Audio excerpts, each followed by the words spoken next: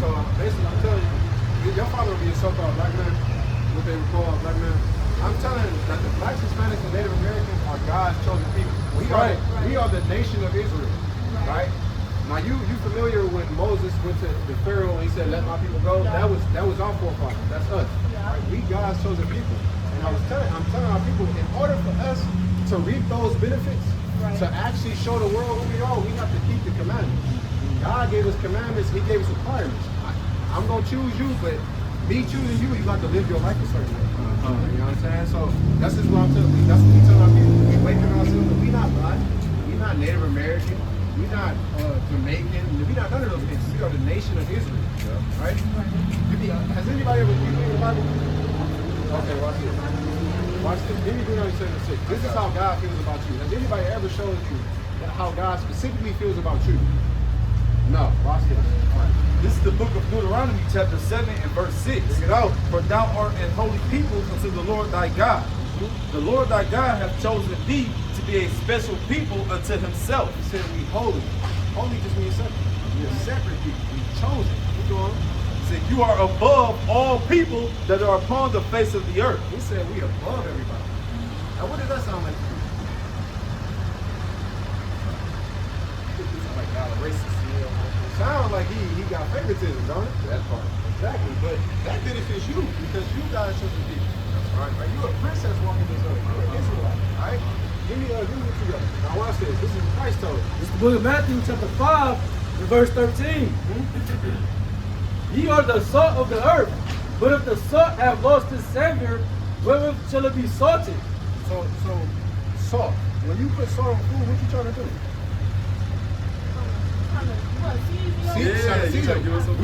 We the flavor of the earth. You see, from music, sports, anything. That's what we are, right? Keep going. No. Oh yeah, say it is thenceforth good for nothing, but to be cast out, to be trodden down under the foot of men. Ye are the light of the world. We the light of the world. We are the light, right? The kingdom of heaven is within you. It's within us. But the way to bring it is to keep the commandments.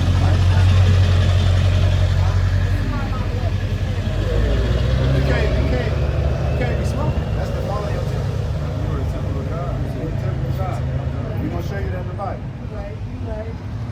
I understand we all going through stuff because we are under oppression and stress and stuff every day, but it's like, that's why we have to go to God before we go to anything else and any other type of stuff. We want you to step on that too, actually, because that's not what Jesus looked like. We want you to step on that. Yeah, step on that. Because you know that ain't what Christ looked like, right? Right, all praise. Exactly. He's like a black man, right? Yep. It's the book of 1 Corinthians chapter 3 and verse 16.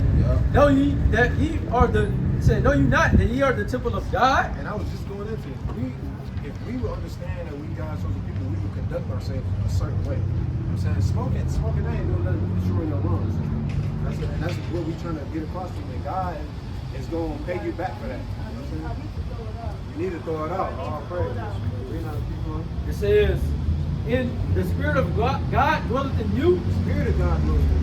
If any man defile the temple of God, if you defile your body, which is the temple of God, him shall God destroy. It's a judgment coming for you. Just think about it. He made you special, fearfully and wonderfully created. What sense does it make to go and defile that? So he's going to destroy you for doing that. You know what I'm saying? So you got to stay. You got to let that black and mild go. You smoke the weed, you got to let it go. You eat pork, shrimp, crab, lobster, you got to let it go. I got a piece of it too. You got to eat no pork. I got something else. I'll keep that. I just do something, another part that just hit home how God look at us, and then because he's a temple, he says he's special. I just want this part you can bring out to one more thing. This is the book of Zechariah, chapter 2 and verse 8. For thus saith Yahawah of hosts, after the glory hath he sent me unto the nations which spoiled you. For he that toucheth you touches the apple of his eye. You know what the apple of your eye is? If you look in the mirror and you look inside your people, what do you see?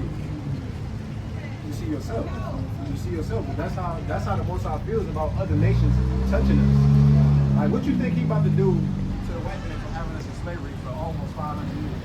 What you think he's going to do about all other nations getting rich off of our oppression? What you think he's about to do? You think that's just about to slide? He about to do something, right? Right. But in order for you not to take part in that judgment, it's by keeping the commandments. That's how you show the Lord, hey, look, I ain't got, my hands are clean. I don't want nothing to do with this. Right. You know what I'm saying? I want to be saved. I'm going against what the world is telling me to do, and I'm following you. That's how you get saved out of this. Right? That's apple of his eye. It's the book of Sirach, chapter 14 and verse 5. He that is evil to himself, to whom will he be good? Right. You're evil to yourself. You're destroying yourself. How can you say that you love somebody? How can you show that you love somebody else if you don't even love yourself? That's the only thing you're trying to get across to. So you gotta let it go. Yeah, that's all. Now look, this is the law. This is how we govern our. God gave us a set of. I'll give the law. Yeah, I got Leviticus. Okay, so God, basically, when He give you this, I'm gonna show you what it means. Did you bring up? This is the judgment for people who report Christ's return. This is the book of Isaiah, chapter 66, the verse 15. For behold, the Lord will come with fire, with his chariots like a whirlwind, to render his anger with fury, and his rebuke with flames of fire. They say the Lord. When it says all capital, that's God's name. His name in Hebrew, which will be spoken is YAHAWAH. YAHAWAH, meaning He is. Right? So YAHAWAH, keep going. It says, verse 16, for by fire and by his sword will Yahweh plead with all flesh, and the slain of the Lord shall be many. So people think when Christ return, it's about to be a big thing. Yeah, it's not about to be there. It's about to be a lot of death when Christ return. Right? Keep going. Verse 17, they that sanctify themselves and purify themselves in the garden behind one tree in the midst, eating swine's flesh. You know what swine is? It's pork. It's pork, right? Keep going. It says, and the abomination, and the mouse shall be consumed together, saith Yahweh. You eat pig, shrimp, crab, lobster, mouse, catfish. You'd be surprised. You'd be surprised. Chinese people do for sure, but people eat a lot of food. All those things, bro. if you eating unclean foods when Christ return, you're gonna be burned up with everybody else. That's why I was saying we have to live. We have to conduct ourselves a certain way. Right? He told us, maybe explain to the sister that you don't go down to burn in hell and get judged, right? Yeah. But I'm about to show you because God gave us a way or a set of instructions to conduct our lives, how we live, how we treat each other, how we give reverence to Him, and how we treat other people. Right? How you treat yourself. Right? Verse 2 to jump to verse 7. This is the book of Leviticus, chapter 11 and verse 2. Speak unto the children of Israel, saying, Israel, that's us, right? This is the Lord telling Moses to tell Israel what? these are the beasts which ye shall eat among all the beasts that are on the earth. This is what you can eat of all the animals on the earth. Verse 7. And the swine, or pork, though he divide the hoof and be cloven-footed, yet he cheweth not the cud. Because he chews on the cud. They say it chews the cud like a cow. You know, it's always chewing. It has like grass, like it's told to eat grass. And because it's so low in nutrients, you gotta regurgitate it, swallow it again, regurgitate it. And that also kills off parasites from living inside his body. Right? Because it doesn't keep the cud, it doesn't go through that purification. He is unclean to you. It's unclean to us, right? Of their flesh shall ye not eat, We're not supposed to eat the pig. and their carcass shall ye not touch. We're not even supposed to touch their dead bodies. Right? They are unclean to They're you. unclean. Verse 9. These shall ye eat that are all in the waters. And then he told us again, these are what you're supposed to eat that's in the water. And it's very simple. Watch. Whatsoever have fins and scales in the waters, in the seas, and in the rivers, them shall ye eat. If we got fins and scales, we can eat it. Right?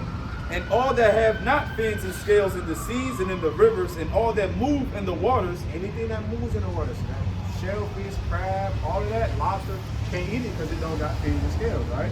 and any living thing which is in the waters, Any living thing. Yep. they shall be an abomination unto you. Remember, he just told you in Isaiah, if you eat an abomination in return, you're going to be consumed together too. So you can't eat. If it don't got fins and scales, you can't eat it out the water. Like, it's simple. Say something. You eat crab? Okay, well, pork? Yes. Yeah. Okay. So like you understand, like you ever seen like a pig eat, like you know when it eats? Yes. Mm-hmm. Yes. Yeah, so why would we still eat that? You ever heard that? You ever heard that that quote like you are what you eat? Exactly. Yeah. So if you ever I don't know if you ever seen that video of that pig eating that dead dog. So if you eat that pig, you basically pigs don't sweat. So all of their impurities just get bottled up. And you come slicing that ham up and you eating it too. You know what I'm saying? And you can think about this. Remember I was saying about the parasites that cows kill off through that process. Pigs don't do that. The parasites live in it. And they even did a study where they deep froze a piece of ham, and it was still parasites living after it thawed out, and they deep fried it, and they still lived. They still was living after that. Yeah. They don't die. They just go into your body. And like you said, you are what you eat. I'm saying you can't be eating these body feeders. You're not a scavenger. You're royalty. That's why black people have a lot of heart problems in the black community. We get heart disease, high blood pressure, all these type of things. And also spiritually, we taking on the characteristics of that pig. But like you said, you go into a messy room. Oh, it's a pig sty. Oh, all of this, it look like this. Everything associated with a pig is filth, disgusting, nasty. So we don't want them to take on those characteristics in our spirit and anything like that. So that's one thing. That's another point, right? And another thing, you see all the brothers here, they got fringes or tassels, right? You see all of them around. It's a specific reason why we do that. It's because God told us to. And it's a specific reason why He told us to. Right? Bring that up. It's the book of Numbers, chapter 15, and verse 37. And the Lord spake unto Moses, saying, YAHAWAH, the Most High God, told Moses, right? Speak unto the children of Israel, Speak unto you. and bid them that they make them fringes in the borders of their garments. The fringes, right? Keep going. Throughout their generations. Throughout our generations. We're supposed to have these from generation to generation. We're supposed to pass this knowledge on to our kids, right? Says, and then they put upon their fringe of the borders a ribbon of blue. You see the brother, like here, he got the actual fringe shirt. It's a ribbon of blue going across it, right? Like the brother here. More pronounced, he got blue. Even on our tassels, we got blue on the Still a little bit.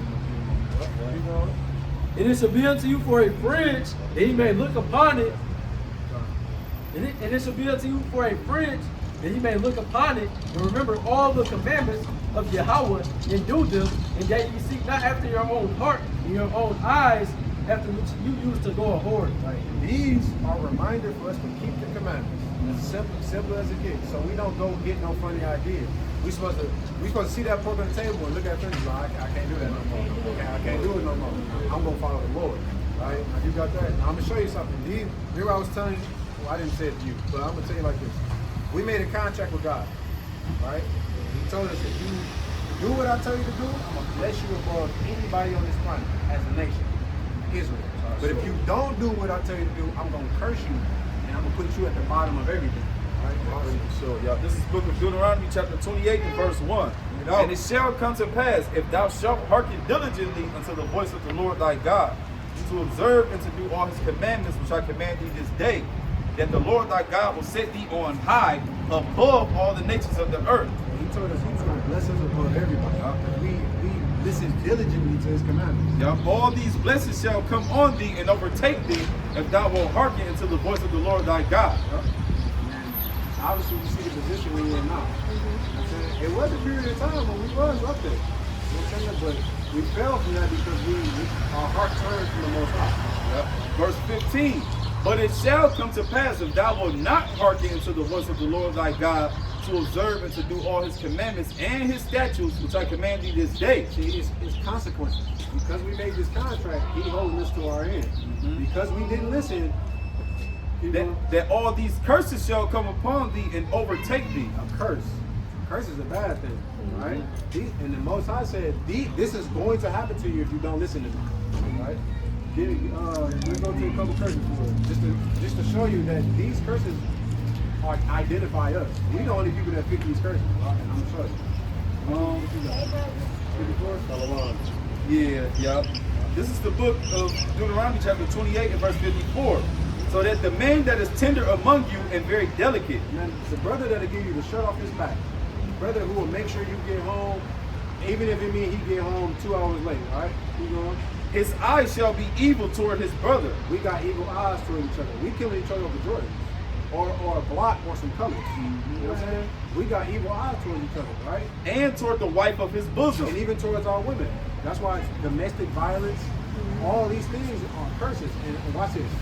And toward the remnant of his children, which he shall leave. What nation or what people have a stigma of single parent households? Black people.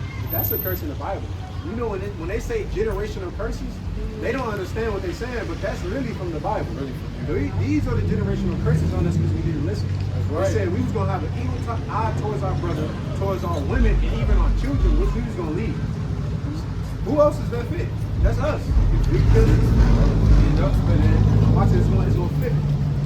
And the tender and delicate woman among you, which shall not adventure to set the sole of her foot upon the ground for delicateness and tenderness. Our woman is so royal, they ain't supposed to be walking on earth for real. The tender and just feminine woman, soft woman, right? Her eyes shall be evil toward the husband of her bosom. And even her eyes going to be turned evil towards her husband. Why? Because we're under these curses. Yeah, that's the niggas ain't shit and this ain't that. It's both is curses on us. So they saying niggas ain't shit, niggas saying bitches ain't this and all this wild. We hate each other. Like, think of our culture right now. It's men against women, women against men. Nobody taking accountability for nothing. Everybody pointing the finger. That's because of this. Yeah. Right, move on. It said, evil eye toward her husband from her bosom, and toward her son, and toward her daughter. And then even think of it like this. A woman will be mad at the husband and take it out on her children. Yeah. And now we got a situation where the kids don't understand what's going on, and the way she feels she's getting back at that man is through the kids. But that all stems from the Bible. It's because we didn't listen. You know, like Ricky and No Way, they both had different daddies. Yeah. But like she loved Ricky, but she hated No Way. She used to be like, what? She's like, daddy. Damn. But like all those are curses in the Bible. Yeah. You got something else?